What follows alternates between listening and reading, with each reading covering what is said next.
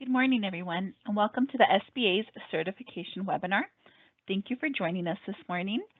My name is Sandra Anguiano, and I'm a Business Opportunity Specialist at the Orange County Inland Empire District Office. We cover Orange, Riverside, and San Bernardino counties here in Southern California. The programs we will be discussing today are available nationwide, so the same rules apply across the board. A copy of the presentation will be provided, as well as a link to the recording. I will be sharing numerous websites and links throughout the presentation today, so don't worry about having to jot those down because these will be live links once you receive a copy of the presentation. So today we are going to cover the 4 SBA certification programs, which are the 8A Business Development Program, the HUBZone Contracting Program, the Woman-Owned Small Business Contracting Program, and the Veterans Certification Program. For those of you who have joined online via Teams, please make sure to use the Q&A box to type out any questions you may have throughout the presentation. My colleagues will be monitoring that and answering those questions there in the chat. With such a large group, we don't have the function to go ahead and unmute the lines. That usually creates a lot of background noise, so it's just easier to type the questions out into the Q&A box. So please feel free to do so, and we will get to those questions throughout the presentation. Before we go ahead and jump into the actual SBA certification programs, I am going to give you a quick introduction to government contracting. This may be useful information for those of you that are just starting off, or this information may serve as a refresher or clarification for those of you who have already started the process. So let's go ahead and jump into this, and then we'll get started with the certification programs. So the first question that comes to mind is, what does the federal government buy? So the federal government buys just about everything, from office supplies to janitorial services to the construction of government facilities and much, much more. They are the largest procurer of goods and services with set annual goals for their huge budget. So businesses should do market research to determine if the federal government buys its service or product. We recommend that you do your market research to find out what the government is buying or how they're buying it. In the next few slides, we will cover a few useful links for you to use as a starting point to conduct this market research. This is also a good opportunity for me to point out that there are various levels of government and not all certifications are equal. So the state is going to have its own process of procuring. Cities are going to have their own programs that they want you to go through in order to do business with them. And even large businesses and prime contractors have their own process. So it's important to identify who you want to do business with to determine what certification you need. So where can you go to conduct market research? On this slide here, we provide you with a few links to get you started. So the first one here is sam.gov. For all government certifications, you will be required to have a SAM account. So this is something that you want to get started on as soon as possible. On sam.gov, you can search by keyword, by industry, by specific state or specific agency to find opportunities. On sam.gov is where you're going to find anything that is over $25,000 because anything over $25,000 is required to post. We also have the Dynamic Small Business Search System, or DSBS. This site allows you to look at which contractors are selling to the federal government. So it helps you identify your competitors. This system is managed by the SBA, and the DSBS system will actually be where your certifications are listed. Your SBA certifications will show up here on DSBS. There's also the Interagency Directory, or ICD. This is a central repository of indefinite delivery vehicles awarded by the federal agencies. Then we have the USA Spending website. This site provides information on how the federal government spends money or how they forecast to in the near future. GSA Library is your one source for the latest GSA contract award information, so that's also a very good resource. And then there is also the Acquisition Central site, which allows you to search forecast by agency. So it kind of narrows down your search a little there. So each of the links will take you to their sites. So this is a great starting point for you to conduct market research. Once you check out all of their sites, you'll see that everyone offers different trainings, webinars, and they list their points of contact for any questions you may have. So please check these out when you receive a copy of the presentation. The federal government has prime contracting procurement goals that must annually be met. There are certain set-asides for certification programs and socioeconomic categories. Of the huge budget that the federal government receives each year, 23% of their total contracting dollars must be spent on small business. Specifically, there are targeted set-asides and acquisition goals for the following programs. 5% must go to women-owned small businesses. 13% must go to small disadvantaged businesses, such as 8A firms. 3% must go to HUBZone business. 3% must go to service-disabled, veteran-owned small business. Set-asides are reserved for small businesses between $3,500 to $250,000.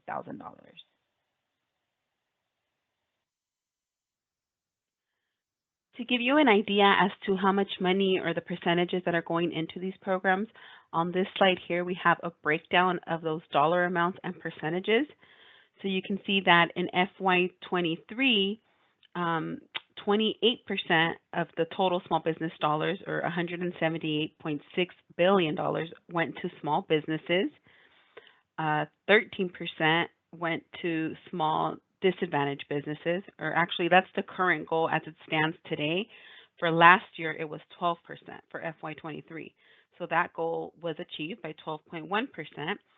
And this is in line, President Biden's goal is to award at least 15% of federal contracting dollars to small disadvantaged businesses by FY25. So every year they are increasing that goal. 8A firms do qualify as small disadvantaged businesses, so they fall into this category here. For women-owned small businesses, there is a 5% goal, and in FY23 they just fell short of achieving that goal, but $30.9 billion were awarded to women-owned small businesses. The HUBZone program has a 3% goal, and $17.5 billion was awarded in FY23 to HUBZone certified firms. For the service-disabled, veteran-owned small businesses, there is a 5% goal, and that was met in FY23 with $31.9 billion going to service-disabled, veteran-owned small businesses. If you're interested in looking up the source for this information, we do have that link here at the bottom of this slide, but this just gives you a general overview of the percentages that are being set aside for these government contracting programs.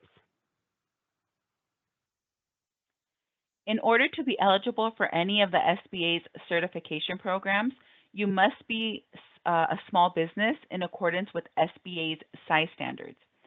So the SBA determines the size standards for a small business, and there are two ways that size is looked at. Size is determined either by your average revenues over the past 5 years or by the number of employees. So this applies to manufacturers, dealers, and wholesalers.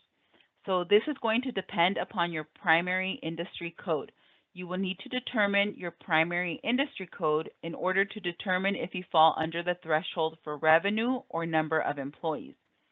There's a link for the size standard table provided here in this slide. So there are hundreds of NAICS codes. So the first step would be to identify your code and then look it up to determine if you are considered small based on SBA's size standards. What types of businesses are getting contracts? This slide provides an overview as to how or where the government spent its money. It is broken down by industry codes. There are various sectors depending upon which product or service you provide. Industry codes are very important in the federal government, so you want to make sure that you get familiar with them. NAICS codes. You're going to hear this over and over again. The North American Industry Classification System. So essentially what that means is that you pick the code that best suits your business, and then whenever you're asked for your code, you already know that 6-digit number.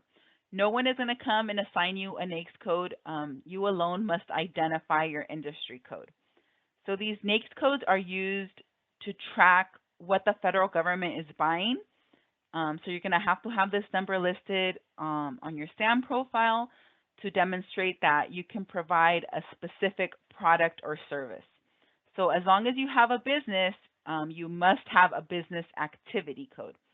And your code merely describes your primary and secondary income producing lines of business. So most businesses have more than one revenue producing line of business, but you will need to identify one industry as your primary source of income.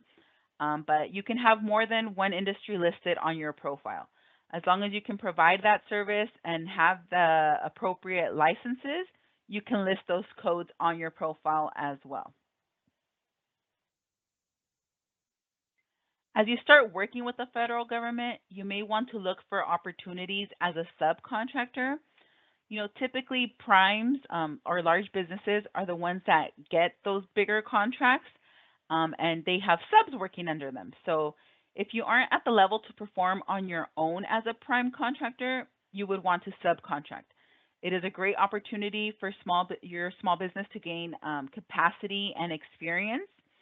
And you can list this as past performance for working as a subcontractor. So, large procurements have subcontracting requirements. So there are prime contractors that are looking for small businesses like you. So visit their website or contact their supplier diversity department to learn how to do business with them and become a sub.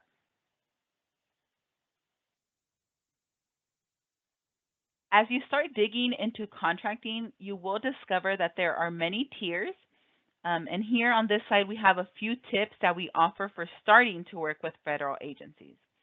So we recommend that you focus on a few agencies at a time. Do research, concentrate on those. There are numerous agencies and they all buy various things. So review forecasts to see what's coming, visit their websites, see what news they have on there, the latest, most up-to-date information. You can contact the agency directly. Each website will have a listed Office of Small and Disadvantaged Business Utilization, the OSDBU. And you can visit, that website to learn how to do business with them. You're going to have to register on sam.gov because every contractor must be registered if you want to do business with the federal government. This is where the federal government will confirm you are a legitimate business, and this is also where you will be paid for providing your product or service. So step number one for any of SBA certification programs is to have that SAM profile set up. Our systems will actually not allow you to access the applications until your SAM profile is verified and active. So this process can take 4 to 6 weeks. So you want to make sure that you start setting it up as soon as possible. Although to be honest, I think right now it's taking a little longer than even the 6 weeks. So it's a free service. It's a profile you can do on your own completely free. So get started as soon as possible with that as well to not delay your applications for any of the certification programs. As I said, this is completely free. So when you visit the sam.gov website, just make sure you're on the right website. If you are asked to pay, then you're probably in the wrong spot. So make sure it's not a .net, .com, .org. Make sure it is sam.gov, and when you reach that page, make sure it has on there the official U.S. government website, and it'll tell you it is 100% free. If you'd like more general information on government contracting, I invite you to visit SBA's Government Contracting Classroom, and we have the link here on this slide. Here you will find 5 to 6 minute videos on various topics related to government contracting. There are even videos on there on how to set up your SAM profile, how to contact the OSDBU, and just many, many more topics.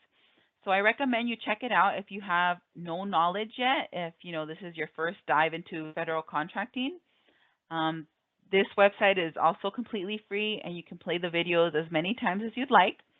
The SBA also has a YouTube channel with helpful videos, so I invite you to check that out as well. If you are interested in doing business with other government levels, you'll have to visit their websites. All of SBA's certification programs are at the federal level. So if you're looking to get certified as an SBE or DVBE, you would need to go through state procurement. So if you're within our Tri-County area, you can reach out to each county, to learn how to do business with them. Different organizations administer different programs.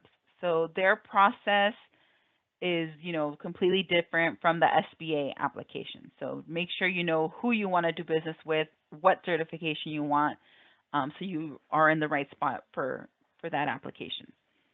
For assistance with even state and local certifications, you can also reach out to your local Apex Accelerator, formerly PTAC, for free assistance.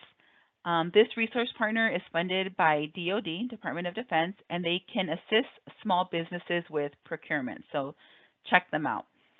It's really important, to find out who you want to do business with first to learn what you need to do in order to participate in their programs. Okay, so this concludes the introduction to federal government contracting. I hope you have found this information useful and that you visit the links when you receive a copy of the presentation. We will now go ahead and get started with the information on the 8A Business Development Program. The 8A Business Development Program was named after a section of the Small Business Act and designated to help small disadvantaged businesses to compete in the American economy and access the federal procurement market. So it was created to help firms that are owned and controlled by at least 51% socially and economically disadvantaged individuals. We will talk about what it means to be socially and economically disadvantaged when we get to the eligibility criteria, and we will also go over what it means to be owned and controlled and how the SBA reviews that information. This program provides entrepreneurs with targeted management and technical assistance to help them compete for contracts and other business opportunities. And this program offers a 9-year term and a one-time only participation. So you can only participate in the program once in a lifetime. You can't reapply for the program and have another 9 years. It's a one-time 9-year term. So what are the benefits of the program? Why should you get certified into the 8A program? Well, the federal government's goal is to award at least 13% of all federal contracting dollars to small disadvantaged businesses each year. So every year, this number has gradually been on a rise. So now we're at 13%. As a participant in the program, we will provide you with management and technical assistance, marketing and outreach assistance with the mentor protege and joint venture programs. You can, even form joint ventures with established businesses through the SBA's mentor protege program. You can find more information on these programs at sba.gov. These programs are managed by headquarters. We can help answer general questions here at the local district office, but for more program specifics, please check out our website. As a program participant, you will also have access to surplus property. So these are tools and equipment from the state, owned by the state, that you can get for pennies on the dollar. So it's all equipment and excess property that the state has that they sell, that they need to get rid of, and you will have access to that equipment and tools.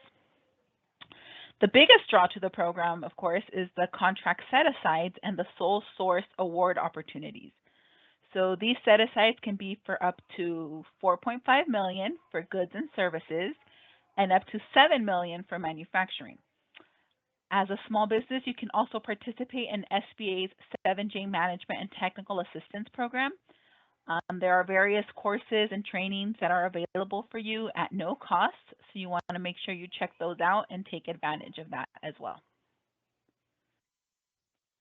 In the next few slides, we will be talking about the eligibility requirements for this program.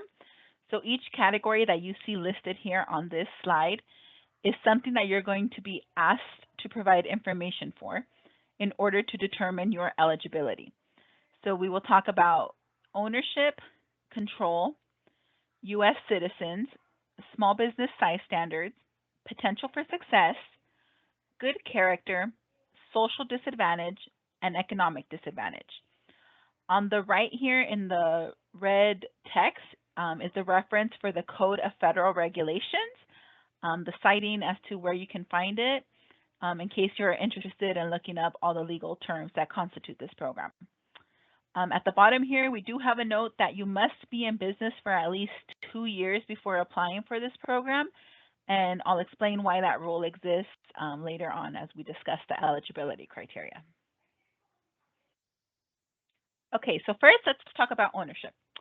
We require that the individual upon whom eligibility is based directly and unconditionally own at least 51% of the firm. So this must be direct ownership by the disadvantaged individual. You cannot be owned by another company. You cannot be owned by another trust. You, the individual must be the individual owner at 51% or more. That can be more than one person to make up that 51% ownership.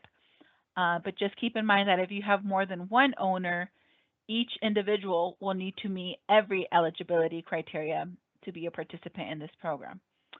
If you are married and residing in a community property state, such as California, it may be necessary to submit a notarized transmutation agreement to ensure that the disadvantaged individual owns at least 51%. Community property rights do impact unconditional ownership. There is no requirement on the structure of the business, so you can be a partnership, an LLC, a corporation, a sole proprietorship, whatever structure you'd like to use for your business. But these here are examples of what SBA will require to demonstrate that 51% ownership.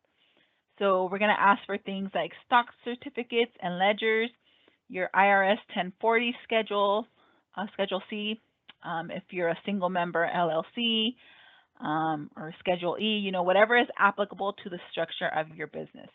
You are going to have to submit your firm's tax returns. So what the reviewer will be looking for is proof that on paper you can demonstrate that you own at least 51% of the business. Our next requirement is control. So the firm must show that one or more socially and economically disadvantaged individuals serve as the highest officer, control the board, make long-term decisions, run the firm's day-to-day business operations, receive the highest compensation from the firm, possess the appropriate amount and type of management experience needed to run the firm, have the ability to hire and fire, work full-time at the applicant firm, and be physically located in the United States. For all of SBA's programs, you must be a U.S. citizen in order to participate. You will be asked to provide a copy of your U.S. passport or certificate of naturalization. To be eligible for the 8A program, you must be a small business. So what exactly does that mean? So you must identify your primary NAICS code or industry code and determine if it falls under the revenue or number of employee thresholds. So as we mentioned in our intro, the size is determined either by your average revenues over the past 5 years or by the number of employees averaged over 24 months. And this is for manufacturers, dealers, and wholesalers. There's a link for the size standard table provided in this slide, or you can simply do a quick Google search for it. There are hundreds of NAICS codes, so the first step would be to identify your code and then look it up to determine if you are considered small based on SBA size standards. The SBA will also look at the firm's and the principal's relationships with other businesses and other individuals through prior relationships, family ties, or common investments. So if you have ownership in other businesses, you must disclose that information as well with your application. That is going to be used to determine the size of your business and see if you do qualify as a small business. Potential for success. So your firm must have the necessary track record and financial capacity to perform successfully on contracts awarded in the 8A program. So your firm must meet potential for success criteria. Typically, this is demonstrated by the firm being operational for at minimum 2 full years, as verified by revenues reported in your primary NAICS code. And we will take a look at your business tax returns to verify that information. So we want to make sure that participants in our program are ready and that they will be successful in the program. We don't want this to be a burden or for it to cost you any money. We want you to make money and win contracts while you are a participant in the 8A program. So the federal government has certain requirements for businesses that are looking to bid on projects, which is very different from the private sector. So in anticipation of that, we do a precursor and review your business for that potential for success. So we will take a look at your financial capability, make sure you have, sufficient capitalization, financial performance, bonding capacity, and manageable debts, your managerial and technical capability, performance on previous contracts, that the firm has the necessary personnel, licenses, certifications, facilities, and prior experience, your management capability, the education, experience, and training of CEO and other managers, the magnitude and complexity of past or current jobs and your management systems, your qualifications for ability to perform on federal contracts, so any relevant contracting experience, your ability to meet federal procurement policies. We just want to be sure that if you get into the program, you can take advantage of those contracting benefits and you'll be able to successfully bid and win on these contracts. So you must be in business in your primary NAICS code for at least 2 full years immediately prior to the date of your 8A application. So for at least 2 years before you even apply, you must have been doing business in that primary NAICS code so that you can prove on paper, that you have been successful in operating your business for at least 2 years. This is, why it's very important to identify that NAICS code and make sure that that's also listed on your tax returns.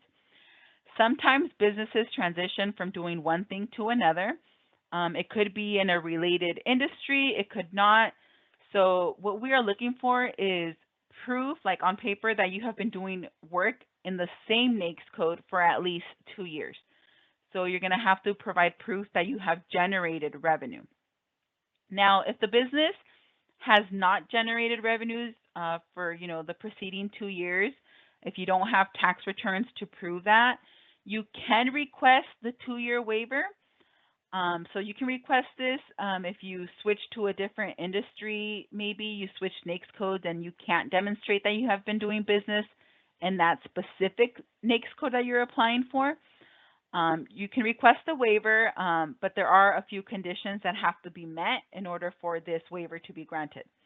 So you're going to have substantial business management experience. You must demonstrate your technical expertise. You must have adequate capital, and you must have a record of successful performance on contracts. So that waiver may be granted, but the firm has to address each of these elements in detail. You'll have to provide copies of contracts, letters of reference to verify your successful contract performance, copies of invoices, proof of payments on invoices, and things like that to prove that you can generate the revenue. If the firm has not generated any revenues, then the firm will be unable to waive the 2-year rule. So as a business owner, you should strategically consider the timing on applying if your business experience is limited and your exposure to the federal marketplace is at its infancy. So businesses who have an established track record as a subcontractor or prime contractor at the federal level, they tend to experience greater growth and higher levels of success and sustainability than those businesses that are just starting off in federal contracting. The 8A program is a one-time only 9-year term program. So you should really think about when to apply to the program so that you can make the most of the limited time and increase your chances of winning contracts. So ask yourself these questions, and be honest. Be honest with yourself. If you're a single person company who has never done a contract larger than, 250,000, you may want to focus on building your business a bit more before applying for the program. Some firms may be eligible for the 8A Business Development Program, but that doesn't necessarily mean that they are ready to contract with the federal government. So ask yourself these questions to determine if you are on a path to success. Is your business procurement ready? Make sure you are ready to do business with the government before you go and obtain these certifications. Can you identify, the federal agencies that purchase what you sell? Can you provide examples of similar work that your firm has completed that generated revenue? Are you prepared to access a line of credit or performance bond if required? Do you have financial and payroll systems that are compatible with the government's requirements and that can produce financial statements and payroll records? Even something as basic as, have you selected a NAICS code? Are you registered in SAM? Have you completed a capability statement? So, your potential for success will depend on what stage your business is in. So are you just starting up or are you well seasoned? It's better to be a little more well seasoned before you apply for these certifications than to just have a business starting up and you're trying to bid on these contracts. So really think about when you should apply because it's a one-time only. You can't pause your certification, your active status once you come into the program. It's 9 years and that's it. So really think about when you should apply. Okay, another criteria for eligibility is good character. So the SBA wants to make sure that participants in our program have good character. So SBA is going to take a look at the following to make this decision. So we will take a look at any adverse information regarding criminal conduct, violations of any SBA regulations, debarred or suspended firms or individuals, any principal who is incarcerated or on parole, submission of false information during the application process or after approval, any firm or any of its principals that fail to pay financial obligations to the federal government. So for that last bullet there, examples of that are any tax liens, if you're delinquent on a student loan, if you defaulted on an SBA loan, or any federal obligation will lead to them finding that you do not have good character. So perhaps if you had a tax lien, in the past, but you're on a payment plan now, then that's fine as long as you can show that you have that payment plan and that you're current with it. Then that's okay. You would just need to submit proof of that to overcome that. If you have any financial obligations to the federal government. Okay, now let's talk about social disadvantage. So, throughout the presentation, you've heard me say socially and economically disadvantaged individuals. So it has to be both criteria that you meet. So the definition of social disadvantage means that an individual has been subjected to racial, ethnic, or cultural bias within American society because of their identities as members of groups and without regard to their individual qualities. So an individual, applying for this program will only need to establish their social disadvantage once for the entirety of the program term. So SBA must determine that the discrimination or bias experienced by an individual is chronic, substantial, and has occurred within American society, not within another country. So additionally, the discrimination must have negatively impacted your entry or advancement in the business world. So new applicants who are claiming the social and economic disadvantage can demonstrate their individual social disadvantage through one of two options. So you can either write a narrative, or you can complete a fillable questionnaire that's available in Certify in the application process. So for those business owners who choose to write a narrative, generally a length of at least 3 pages is sufficient, but it may be more or less. For those business owners who choose to complete the questionnaire online, I believe you can input a maximum of 1,000 characters per each fillable field. And of course, whether you write the narrative or decide to do the questionnaire, the SBA can still come back and request additional information if needed. To demonstrate your social disadvantage, business owners should include the following elements. So you're going to want to have an indication of which identity or identities is or are the basis of your social disadvantage. So clearly describing which identity or characteristics you possess, which have been subject to discrimination, helps the SBA understand your experience and eligibility for the 8A program. So some examples of this are, race, religion, ethnic origin, gender, sexual orientation, identifiable disability, isolation from American society, and others are all categories of identities or characteristics which have formed the basis of successful social disadvantage submissions. So it is important to specify the identities or characteristics within, those categories which form the basis of your social disadvantage. So, for example, you can say that you're a subcontinent Asian American woman. That would be like an example of a specific identity within the race and gender categories. Usually, one identity or characteristic is sufficient to establish your social disadvantage. Although, if you have multiple characteristics or identities, you can specify more than one. It's often difficult to determine which single characteristic is subjected to discrimination. Your descriptions of incidents in which bias or discrimination has occurred.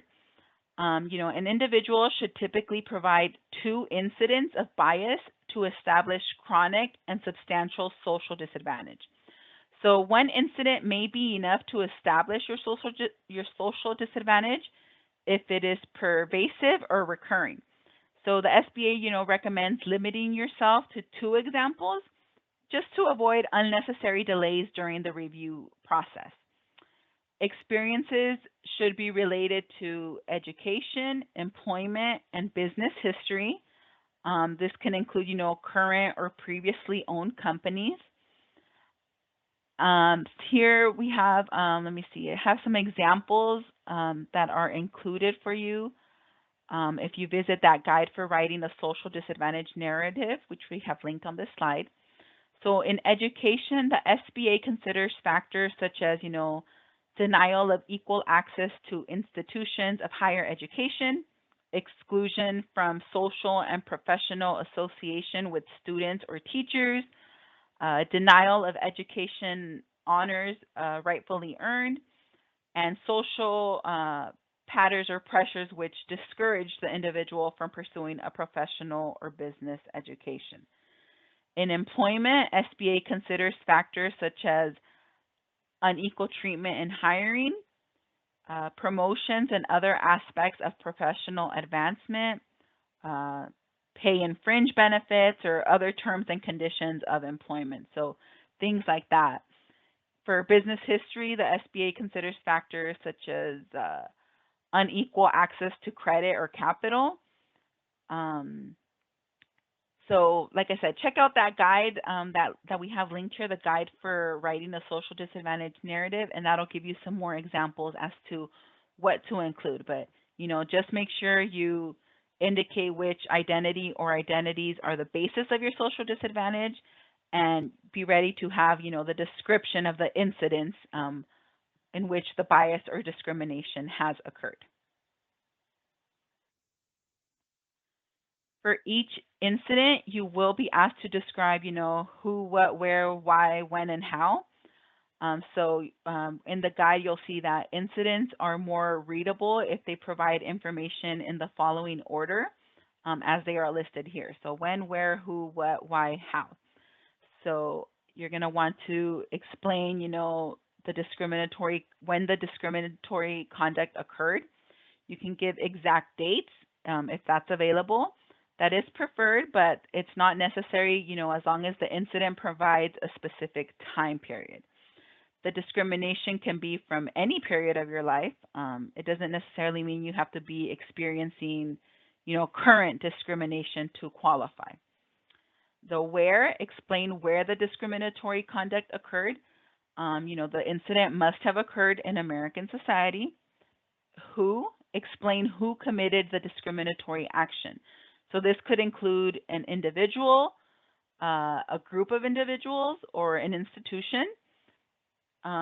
If you have individual names available, it is preferred that you disclose that information, but it's not necessary as long as, the incident provides a specific figure or organization. So, they want to see the details on there.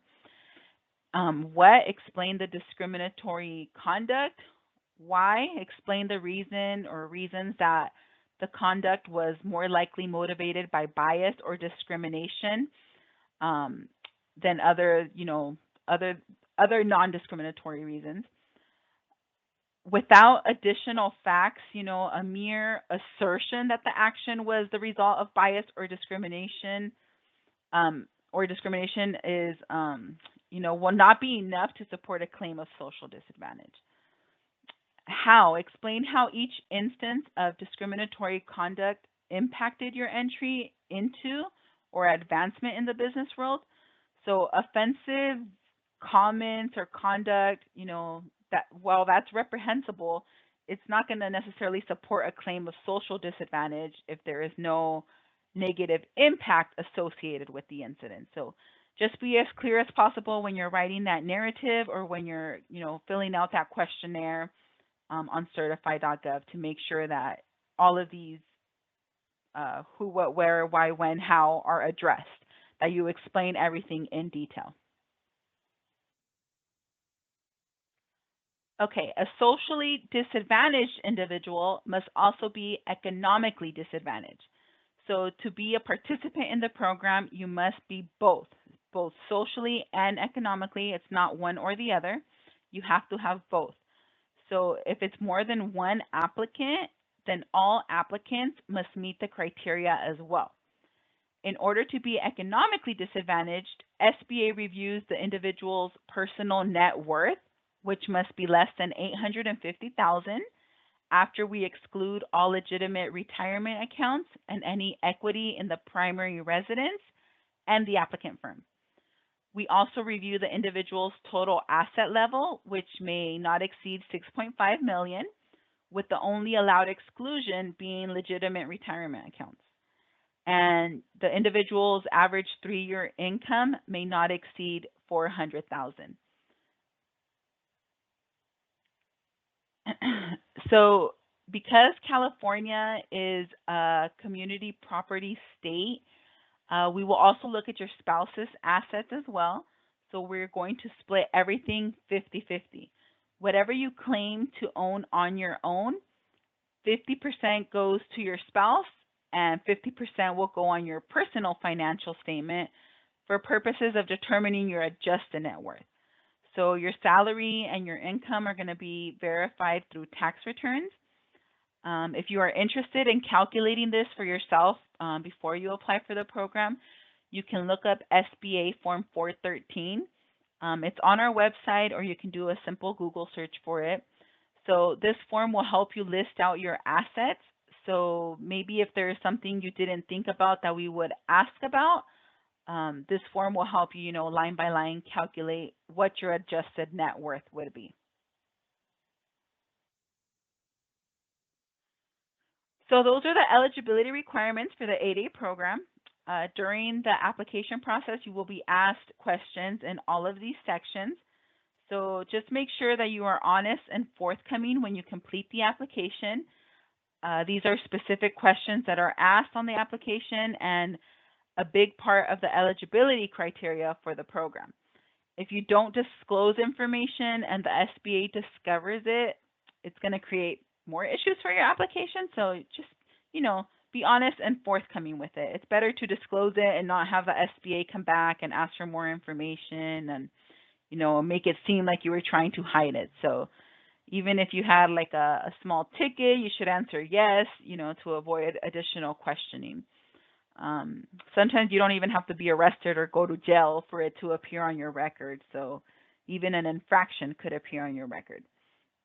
If we do find anything, we will ask for an explanation, or, we can come back and ask like, hey, why didn't you disclose this? So just, be honest and forthcoming when you are completing the questionnaire online. There are some things that would have an impact on your application. So if we see like a pattern of, you constantly getting in trouble, if you're in and out of jail, if you have felonies or any violence or business integrity, if you're writing bad checks or things like that, that could really impact your application. There are some things that, you may think are going to impact it, but they really wouldn't. So like, let's say if you have an underage drinking citation or a citation for recreational drug use or jaywalking, something like that, that's not really going to impact your application, if that happened like when you were younger or whatever it may be. So just be as honest as possible when you're completing the application. Next, we're going to be talking about actually how to go ahead and go through the process of applying for the 8A program. Once you are ready to apply for this program, you will want to follow the steps outlined in this slide. So we always recommend that you get official copies of governing documents. So, any document related to your business at one point or another, you're going to need to reference that. So just make sure you have all your paperwork together. Make sure you know where your articles of incorporation are, your meeting minutes, stock certificates, things like that. Step number 2 here, create a free profile in the federal government's system for award management, sam.gov. Anyone who wants to do business with the federal government must have this profile set up. The system is free, takes a few weeks to sign up, but please go ahead and start that as soon as possible.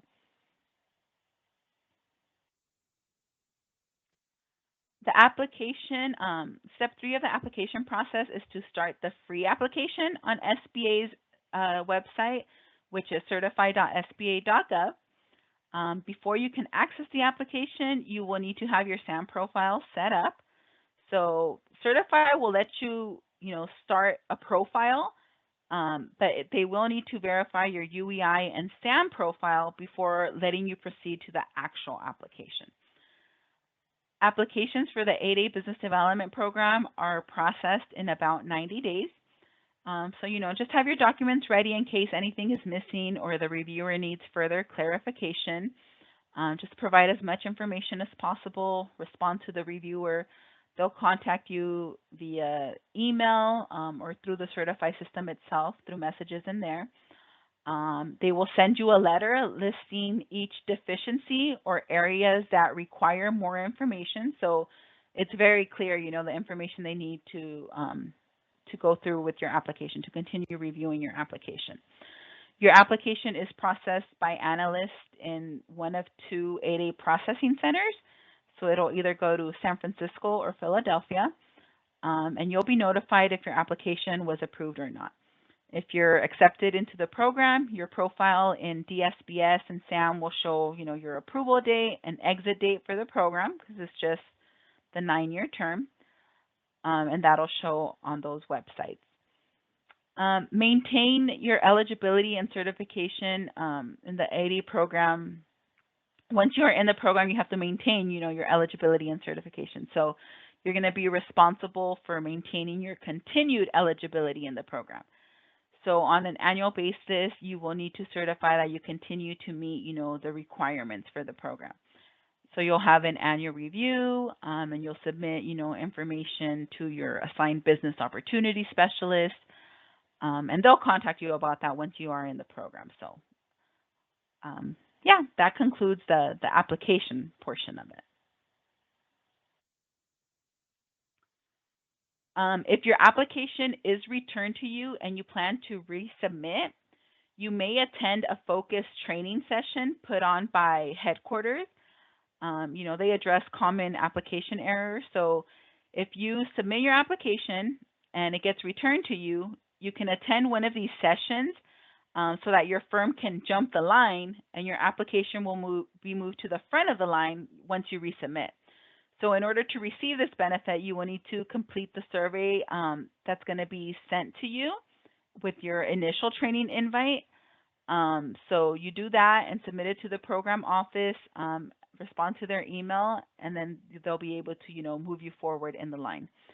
So you can find out about these training sessions by emailing 8atrainings@sba.gov.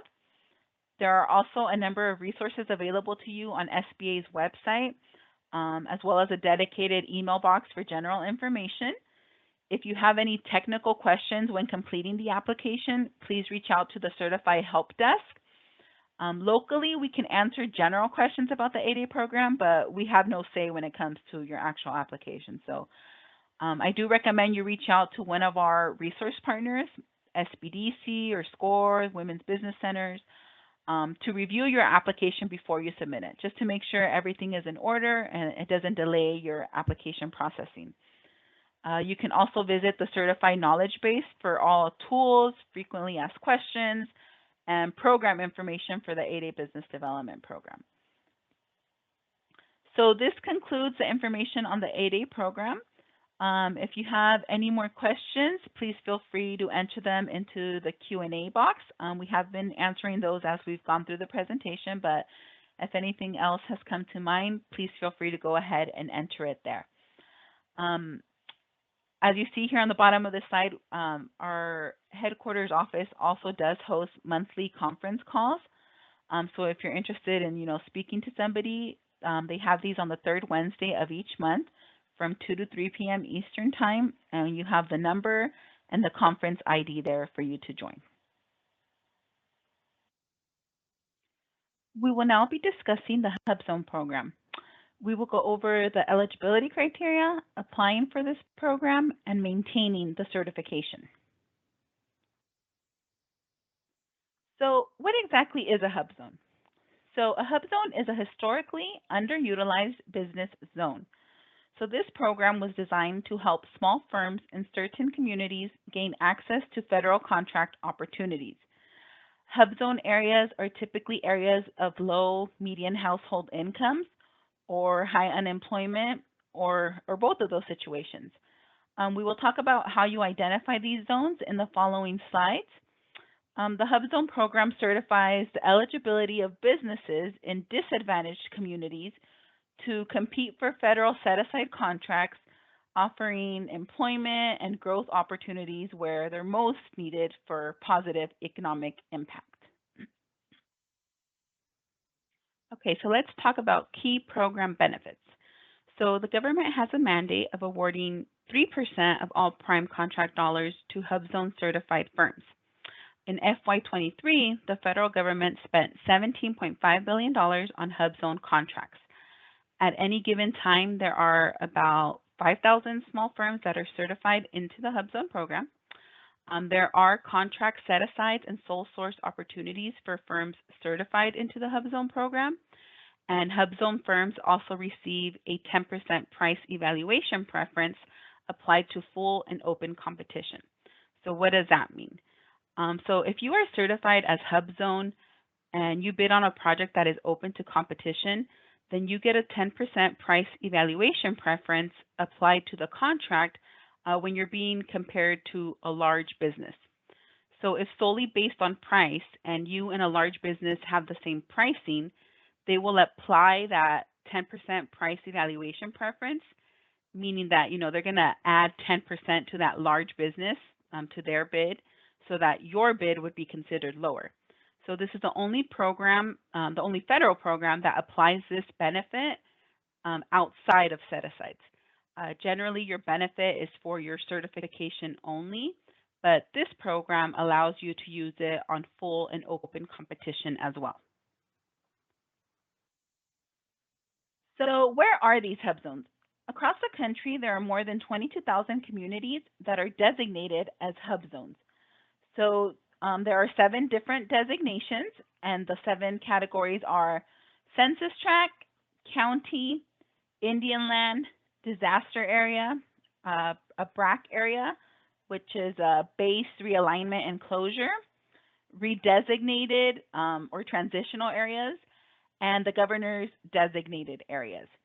So the basis for all of these areas are high unemployment and or low income. Information is gathered from the Department of Labor, census data, etc., different websites, different resources to make that determination.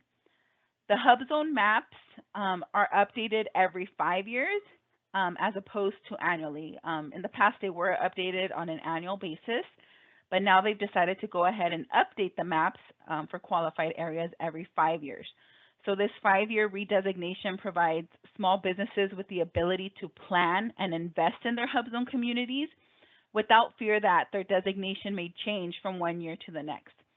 So SBA regulations also provide an additional 3 years of designation for expiring hub zones. These are what are known as redesignated hub zone areas. And this is just to help companies prepare for the transition to a new hub zone. So every 5 years, the HUBZone program is required to update the HUBZone designations to ensure the program continues to serve the communities that are most in need of assistance. Most areas stay the same, but there are some minor changes. And right now, the map that is live on our website is a 2023 map, and that won't be updated again until July of 2028 to reflect changes to qualified census tracts and qualified non-metropolitan counties. In 2026, I believe, it's going to reflect expiring redesignated areas, and throughout any year to reflect new and expiring governor designated covered areas and qualified disaster areas as appropriate. So they do make updates between those 5 years, but generally most of the major updates take place every 5 years. If you visit the SBA website, you can find the HUBZone maps to look up your address and see if you are located within a hub zone. The map is color-coded and is easy to read. You can play around with it, zoom in and out to go ahead and identify these qualified areas. So this is a good tool to use if you're thinking about moving your business or opening a new business and you'd like to be considered for the HUBZone program. We do recommend that you enter a specific address for best results, and you can do that here in this green arrow area because if you're just eyeballing it, one side of it could be claimed as a hub zone and across the street it's not. So just to get the most accurate information, go ahead and plug in an address there to make sure that you are in a hub zone area. Okay, so in order to be able to bid on and receive federal contracts that are set aside for small businesses in designated hub zones, firms must apply for certification and must maintain compliance with the rules of the program. So let's go ahead now and talk about the eligibility requirements for this certification. So to be eligible for this program, there are 4 major eligibility requirements that must be met. So we are going to take a look at the size of your business. So you must be a small business in accordance to SBA size standards. Another important reason to know your NAICS code, your primary NAICS code. The ownership, you must be at least 51% owned by U.S. citizens. If there are multiple owners making up that 51%, all owners must be U.S. citizens. The SBA does not consider holders of permanent visas and resident aliens to be citizens. Your principal office must be located within a hub zone, and you must have at least 35% of your employees residing in a hub zone. You can find the full qualification criteria or eligibility criteria in Title 13, Part 126, Subpart B of the Code of Federal Regulations, and that's the text that you see here in red. So we're going to cover these 4 areas in the following slides, but this is the basic eligibility requirements for this program. So size, as I've mentioned before, you have to be a small business in accordance with SBA's size standard table. So it's important to identify those NAICS codes. At the time of application for your certification into the HUBZone program, you must meet SBA size standards for your primary industry classification. At the time of an initial contract offer, a HUBZone small business concern must be small for the size standard corresponding to the NAICS code assigned to the contract. That is why it's very important to make sure you've identified your NAICS code and make sure that you indeed are a small business based on SBA's size standards. In addition to size, we will also look at ownership. The business must be directly and unconditionally owned and controlled by at least 51% U.S. citizens. As I said, if there are multiple owners making up that 51%, all owners must be U.S. citizens. Your business or principal office must be located within a designated HUBZone. So now a principal office means the location where the greatest number of the concerned employees at any one location perform their work. So if an employee works at multiple locations, then the employee will be deemed to work at the location where the employee spends more than 50% of his or her time. So if an employee does not spend more than 50% of his or her time at any one location, and at least one of those locations is a non-HUBZone location, then the employee will be deemed to work at a non-HUBZone location. In order for a location to be considered the principal office, the concern must conduct business at this location. So you can't just like look at the map or find an address that is HUBZone qualified and put that down on paper. It actually has to be, where the work is physically being performed. For those concerns whose primary industry classification is services or construction, your employees are out in the field, they're not at the same location every day. The determination of principal office excludes the concerned employees who perform more than 50% of their work at job site locations to fulfill specific contract obligations. So if all of your employees perform more than 50% of their work at job sites, then the concern, your small business does not comply with the principal office requirement. Aside from being located in a HUBZone, at least 35% of your employees must also reside in a HUBZone. And, for this program, the SBA has its own definition as to what an employee is for purposes of applying to the program. So to the SBA, an employee means all individuals employed on a full-time, part-time, or other basis, as long as that individual works a minimum of 40 hours per month. So not 40 hours per week, 40 hours per month.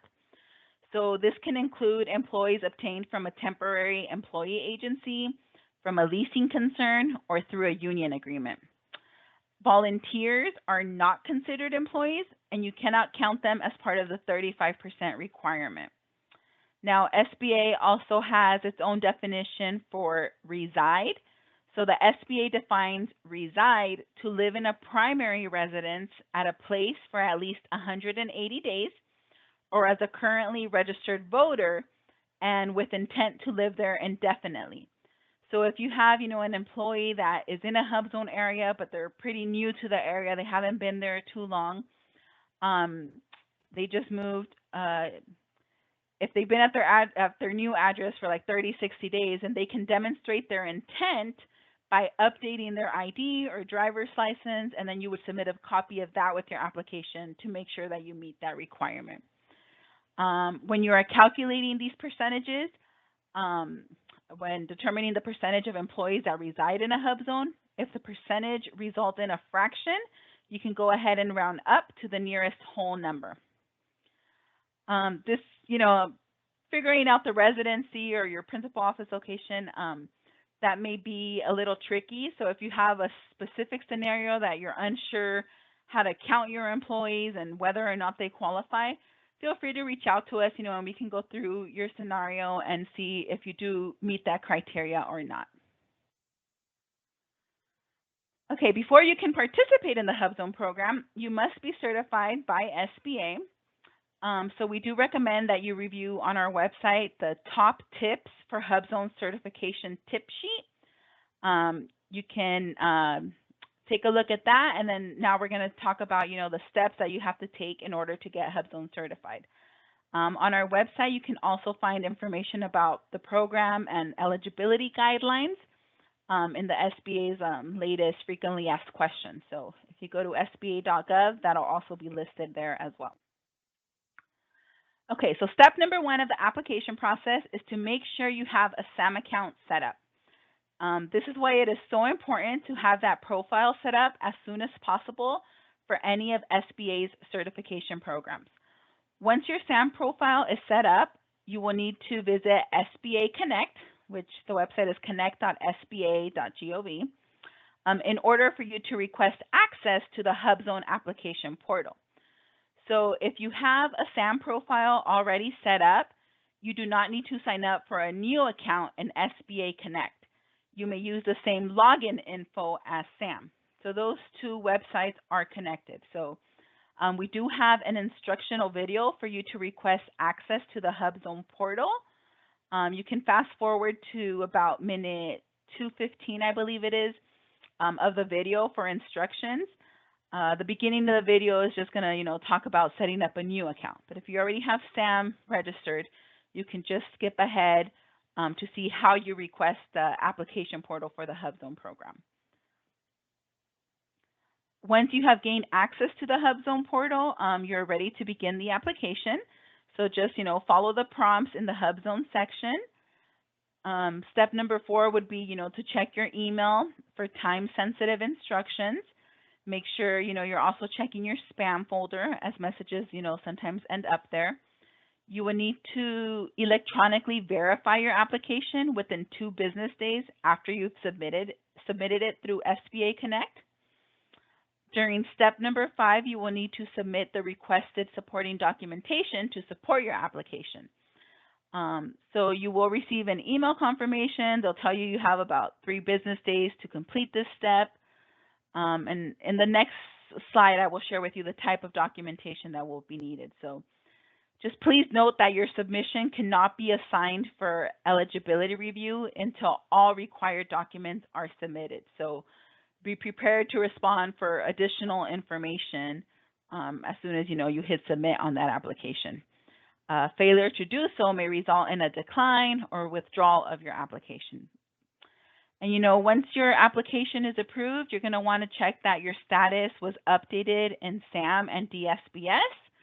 The SBA typically updates your status within 48 hours of approval. So just go back into SAM after that and double check, make sure that it shows your active certification when you came into the program and that everything is up to date with the information there. On this slide, as I said, we have some examples of the documents that will be requested to support your application. So make sure to read the full instructions from the HUBZone office so you know exactly what they need to see. Make sure you provide a copy of a fully executed lease, a copy of the most recent utility bill for the firm's principal office. Make sure that it shows the period of usage and shows the service location. If you cannot provide a utility bill because utilities are included under the terms of the lease, you can provide a citation showing where the lease provides that utilities are included. Just make it as clear as possible to the reviewer to make sure that you have addressed that with your application, that it is part of your supporting documentation. We do have a supporting document checklist available on our website, or you can click on the link below there, or above, I should say. You can click on the link above once you get a copy of the presentation. You will be required to submit different supporting documentation based on your ownership and business structure. So just, be sure to name each file using the naming convention that is outlined in that checklist. So important to have that handy when you are completing your application, so you make sure you're following everything and there's no delays in processing your application. The final step in the application process is the electronic verification step. So the application is not received as an active submission until the firm's highest ranking officer completes the electronic verification step. So the electronic verification attests that all information is true and correct. So if you skip this step, if you don't complete this, in the system, it's going to show that your application is incomplete. So make sure to check your spam folder, your inbox, and carefully read over the instructions provided in the email that you will receive. I believe they give you like 2 days to complete this step after you submit your online application. If you are declined for any reason for the HUBZone program, you may seek certification again after 90 calendar days from the date of the decline. If you have a complete application, applications will be processed typically within 60 days. So just make sure that, check that a signature is included, that the correct boxes are checked off, and like I said, so it doesn't delay your application at all. Make sure that the documents you send in, like your supporting documentation, that those are legible, especially those that are related to, citizenship, the HUBZone residency, principal office, like that main criteria to get into the program. Make sure that, it's not blurry or anything like that, that none of the documents you submit are expired or anything like that, or it's an old utility bill that you send in. And importantly, all leases must be signed by both parties, and it must contain dates as to when that was signed. So make sure all of that is checked off, before you send that in for the final review. So what happens once you are approved for the HUBZone program? So in the next few slides, we will talk about some actions that need to be taken in order for you to maintain your certification in good standing. HUBZone regulations require that all certified HUBZone firms recertify annually that they remain in compliance with the program's requirements. So although there is no limit to the length of time a firm may qualify as a HUBZone firm, the certification is not a lifetime certification. You will need to recertify for the HUBZone program once a year, around your anniversary, your approval date of when you came into the program. Please note that if a firm fails to recertify within the required time frame, the SBA will propose the firm for decertification. So once you are in the program, feel free to take a look at that recertification fact sheet for helpful tips on completing these steps. During your active participation in the program, a program examination will also be required every 3 years. So this may sometimes include a site visit that would be conducted by a member of your local district office. And a program examination is just an investigation by SBA officials to verify the accuracy of any certification made or information provided as part of the HUBZone application or recertification process. So you will need to provide documents similar to those submitted with your initial application, which may include, corporate documents, firm employee and location lists, payroll records, utility bills, your employee HUBZone residency documents, a copy of the lease agreement or rental agreement, things like that. So you will receive an email from headquarters with instructions for completing this step. Some of the possible outcomes of a program examination are that, the SBA determines the firm is eligible. So in that case, SBA is going to send you a written notice, to your firm, and you'll, continue to be certified in the HUBZone program, and your status will be reflected in SAM and DSBS. Now, if the SBA determines that the firm is not eligible, then you will receive a written notice of the proposed decertification, and then you will have 30 days to submit documentation, supporting your continued eligibility in the program. So, that email that comes from headquarters will include specific instructions for responding. They'll let you know exactly what they need to see in order for you to maintain your certification. Now, if you fail to respond, then the SBA may propose decertification, based on your failure to cooperate with the program examination. And then, of course, once you're in the program, you can take a look at that program examination fact sheet, which has more information on what these program examinations entail. In order to get the most out of your HUBZone certification, you want to make sure you take advantage of all the resources that are available to you. So, look into perhaps participating in a joint venture. With a joint venture, you can get enhanced market penetration, share costs, and expenses and returns. These can help you increase knowledge and experience.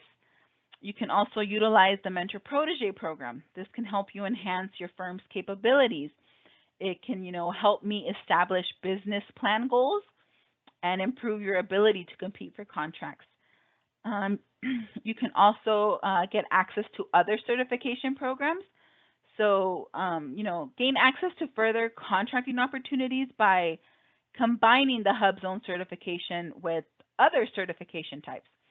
You can get certified for the 8A Business Development Program, the WOSB program, the VetCert program, and even certifications at the state and local levels. Make sure you take advantage and receive that technical assistance for business plans, coaching, technology, and financing services. So take advantage of, SBA has a lot of resource partners. They're here to offer you assistance with training, executive education, and one-on-one consulting in a broad range of business disciplines. So make sure you take advantage of that. There's also technical assistance for business plans, coaching, technology, and financing services. You have to be proactive in your self-marketing. The HUBZone program is not a contracting program.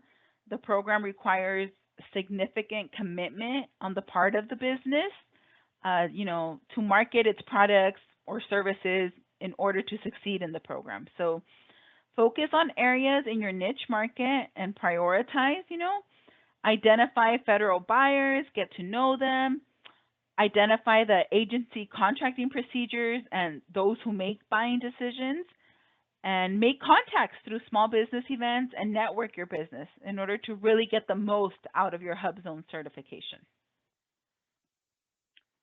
There are a number of ways to get assistance with your HUBZone application.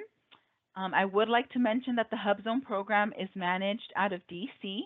So to get more specific answers, we recommend that you contact them directly. Here locally, we do not have access to SBA Connect, and we cannot review applications or view the status of your application. There is a dedicated email address for all inquiries, so you can email them at hubzone@sba.gov. The HUBZone Program Office also offers conference calls on Tuesdays and Thursdays, and they are available during those times to answer any questions you may have. If you'd like to speak to a live person, you can call in during those times and ask your question to receive an answer. So this concludes the overview of the HUBZone program. If you have any more questions, I hope you're entering those into the chat and we're getting to them as quickly as possible in there. But yeah, that's the end for the HUBZone program, and now we'll go ahead and move into the WOSB program. Okay, so the next program we will be talking about is the Woman-Owned Small Business Federal Contracting Program. So WOSB for short for Woman-Owned Small Business, and EDWOSB for Economically Disadvantaged Woman-Owned Small Business. So the federal government's goal is to award at least 5% of all federal contracting dollars to woman-owned small businesses each year. Joining the WOSB federal contracting program makes a business eligible to compete for federal contracts set aside for the program. Firms can still compete for contract awards under other socioeconomic programs that they qualify for. So you're not limited to just participating in one program at a time. Firms that choose not to participate in the SBA's WOSB federal contracting program may continue to identify as a woman-owned small business in SAM.gov for the purposes of competing for other contracts. However, they will not be eligible to pursue federal contracts restricted for SBA certified WOSBs and EDWOSBs. Just for reference here, we do have that WOSBs received $30.9 billion in federal contracting in FY23. That is up from $28.1 billion in FY22. And that accounts for nearly 5% of the FY23 total eligible dollars. So this marks the highest dollar amount ever awarded to WOSBs. It was mostly in industries related, to professional, scientific, and technical services and construction. So there are plenty of opportunities under this program. How do you know if the WOSB program is right for you? Let's touch on the eligibility criteria for this program. So to be eligible for the Women's Contracting Program, Women-Owned Small Business Contracting Program, a business must be a small business in accordance to SBA's size standards, be at least 51% owned and controlled by one or more women who are U.S. citizens. You must have women manage the day-to-day operations and also make long-term decisions for the firm. Women must hold the highest officer position and possess the managerial experience. And your NAICS code must be listed on one of the eligible lists. We will go over this in a couple of slides, but just know that this program is restricted to a list of specific NAICS codes. There is also no minimum amount of time in business that is required in order to be eligible for this program. In order to qualify as an economically disadvantaged woman-owned small business, one or more economically disadvantaged women must unconditionally and directly own at least 51% of the applicant firm. So each individual whose ownership interest will be used to qualify for the economically disadvantaged designation must submit documentation demonstrating their financial condition meets the defined economic threshold. So for personal net worth, that must be less than $850,000, excluding, the women's ownership interest in the concern and their equity interest in the primary personal residence. The income must be $400,000 or less in adjusted gross income, averaged over the previous 3 years preceding the certification. Your total assets must be $6.5 million or less for the fair market value of all personal assets, and this is including primary residence and the value of the business concern.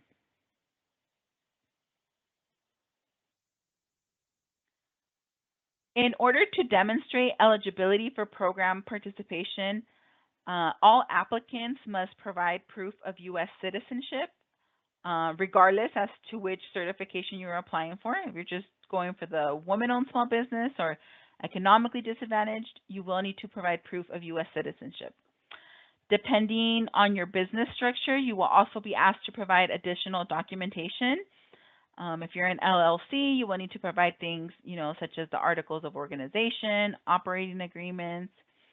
Corporations will need to provide articles of incorporation, bylaws, stock ledgers. It just needs to be proven on paper that women are running the business in order to participate in this program. So make sure you have all your legal business documents ready and that they show that women are the ones running the business. If you are applying for the economically disadvantaged woman-owned small business certification, additional documentation will be needed. You will need to complete the questionnaire for economically disadvantaged, fill out a personal financial statement.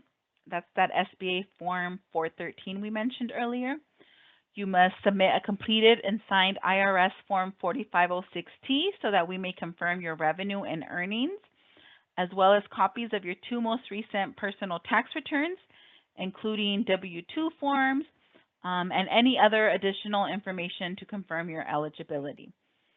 If you don't have W-2s, you may submit your 1099s. That's acceptable as well. And just know, the SBA can come back and request additional information if it's determined that additional information is necessary in order to prove your economic disadvantage. As I mentioned earlier, to qualify for this program, your NAICS code must fall under a certain list of eligible industries. So not all NAICS codes are eligible.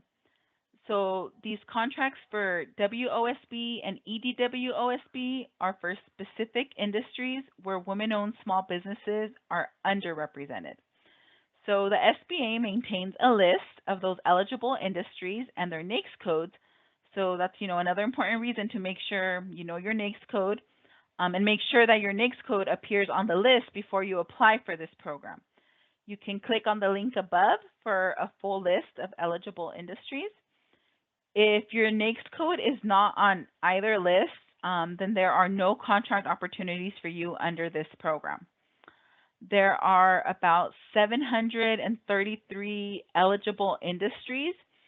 I believe about 626 are designated for limited competition among all WOSB program participants, and an additional 100 or so are eligible for competition among only SBA certified economically disadvantaged women-owned small businesses. So Congress does require SBA to conduct a study every 5 years to identify industries in which small businesses owned and controlled by women are underrepresented in the federal marketplace. And you can find a link to the most recent study on our website as well if you're interested in looking that up. On this slide here, you can see the number of program participants we have had. This slide is a little outdated. It's from 2022, but there's, almost 6,000 people certified into this program.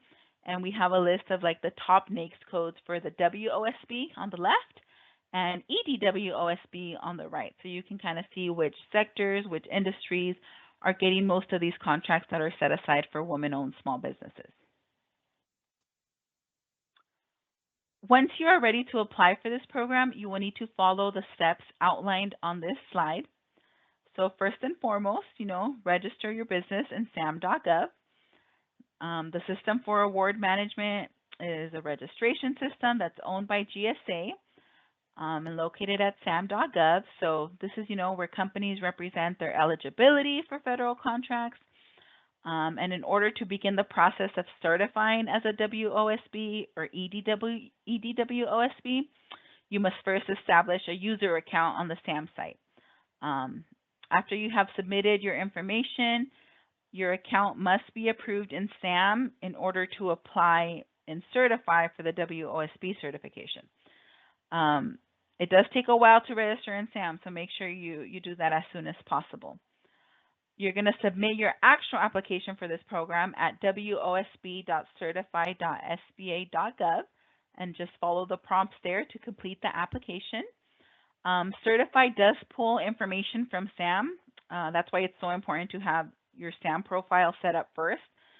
So on this site, you're going to complete, your forms and upload your supporting documentation into Certify directly.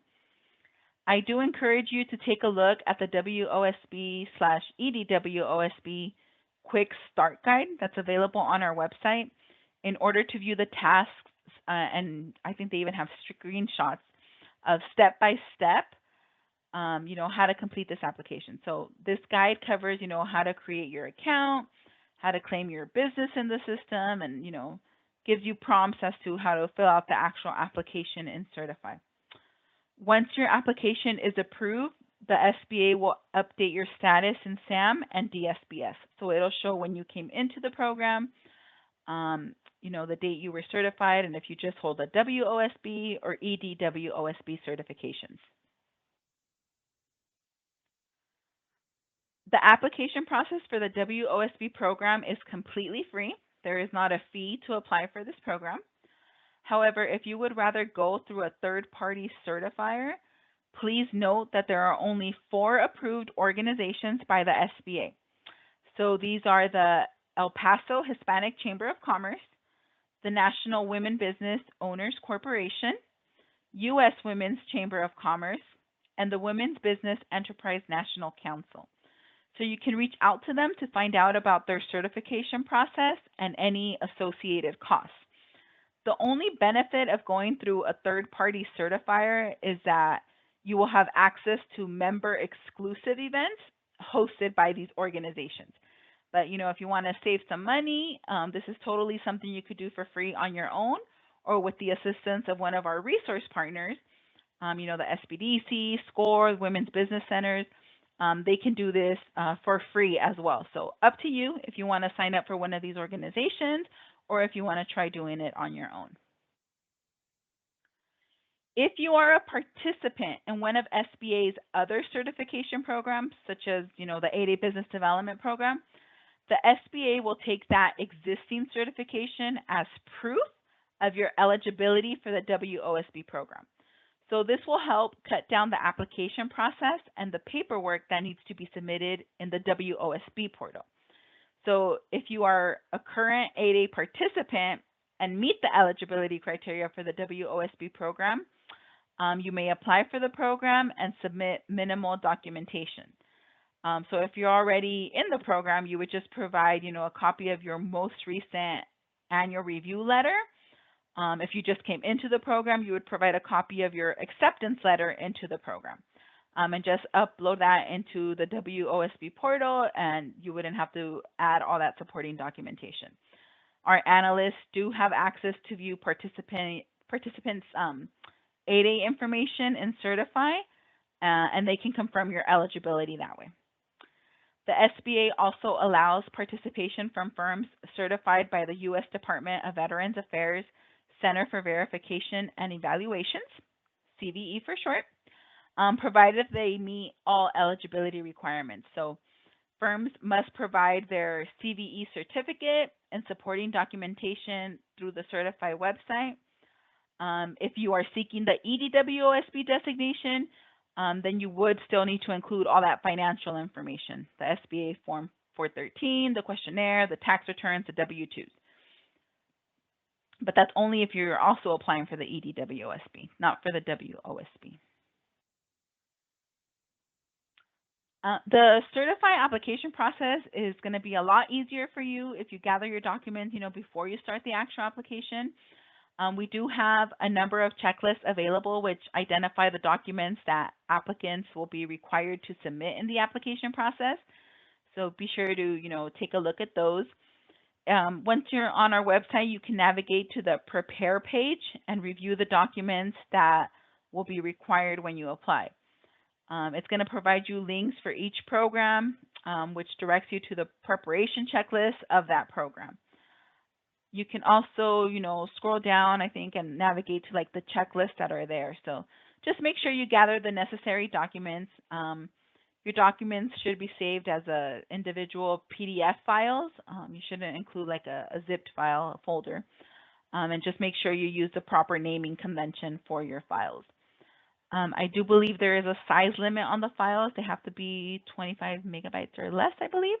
And just make sure you don't, password protect any of your files, because that's just going to delay the review of your application. The WOSB program recently introduced a series of short videos addressing various aspects of the application process. This was in response to applicant feedback, and also aligned with SBA's objective to continually improve customer experience. So they identified 6 areas to help improve the application submission. So they have videos on tax documents and financials, the information you need for the EDWOSB, outside employment, ownership, resumes, governing documents, stock ledgers, stock certificates, and meeting minutes and bylaws. So I invite you to check those out and see, make sure you have the correct supporting documentation, that's exactly what they want to see, just to make sure before you upload that. This program is managed by headquarters, and only they can answer questions regarding your application. So please reach out to them at WOSB@SBA.gov. Make sure to include your firm name and UEI number so that they can easily pull that up. If you experience any technical difficulties while trying to complete the application, please submit a help request via an online form as well.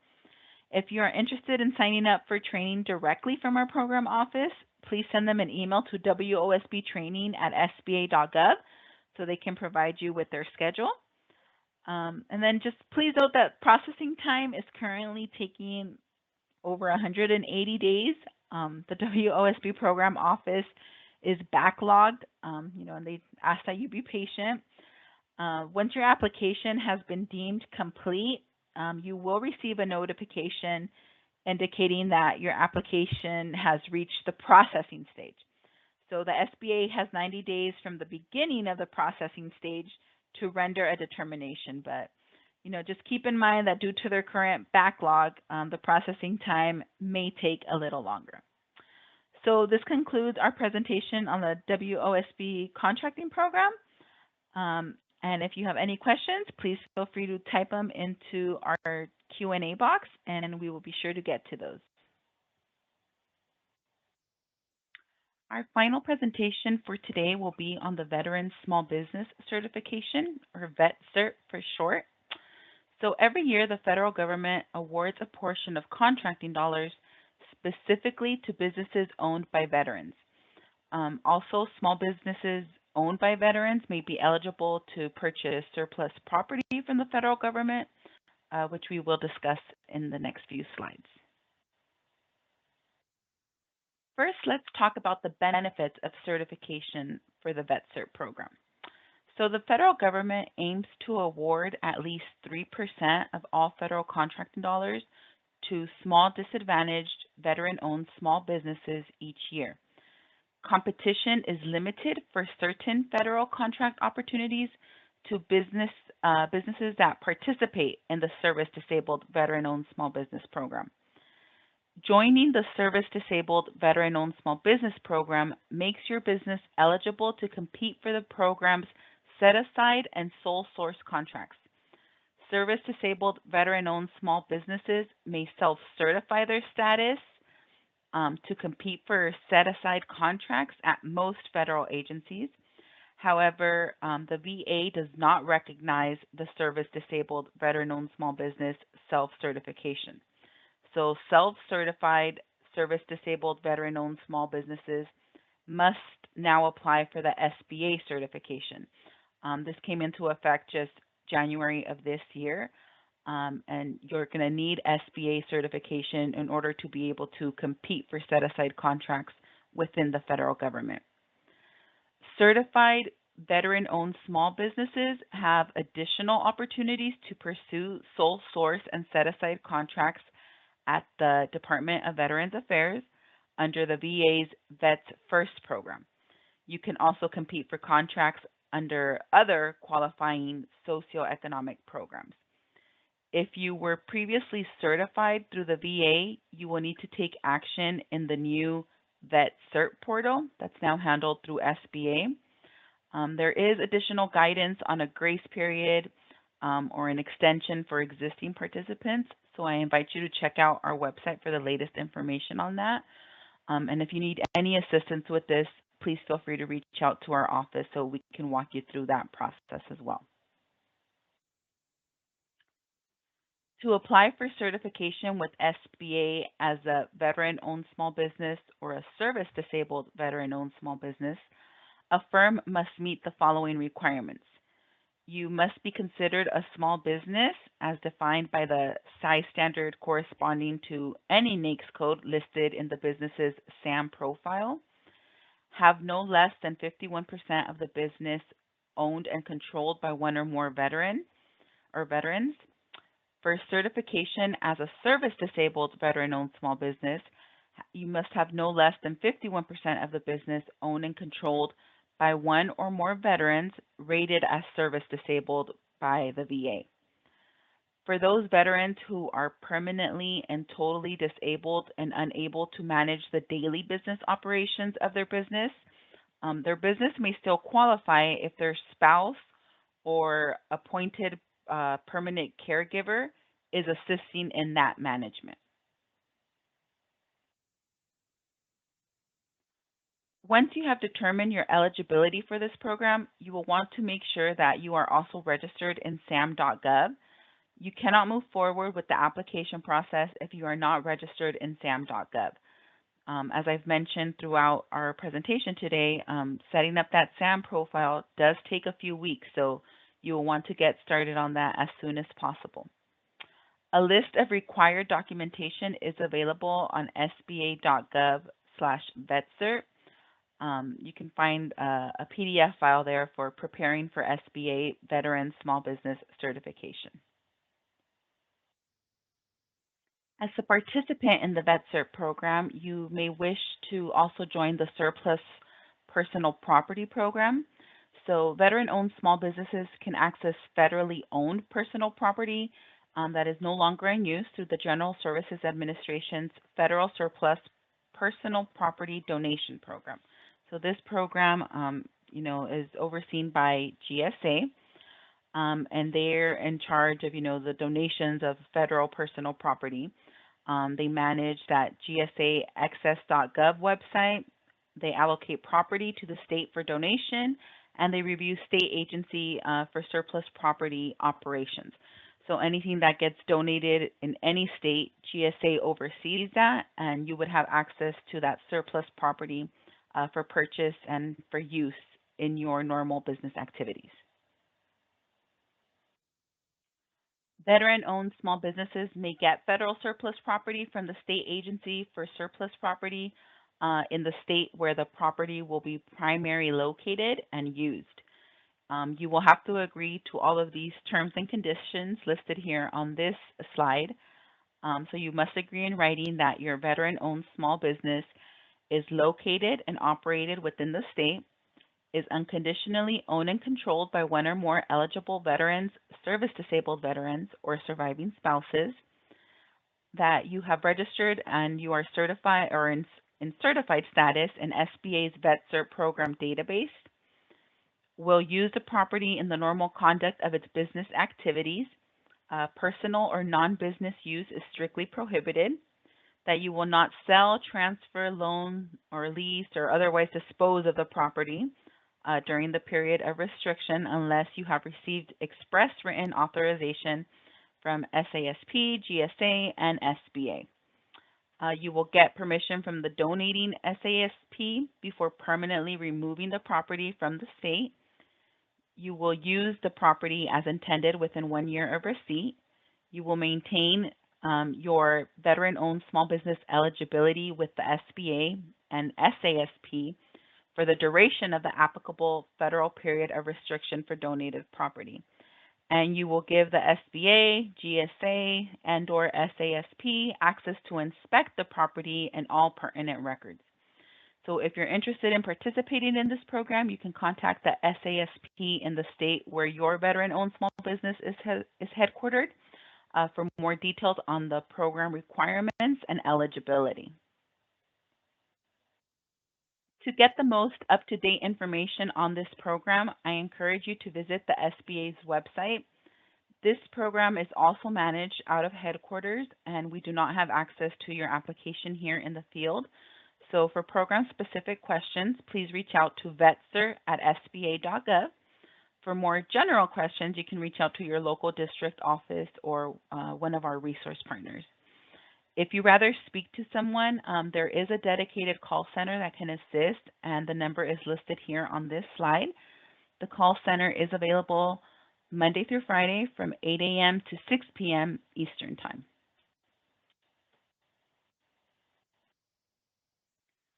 So this concludes our presentation for today.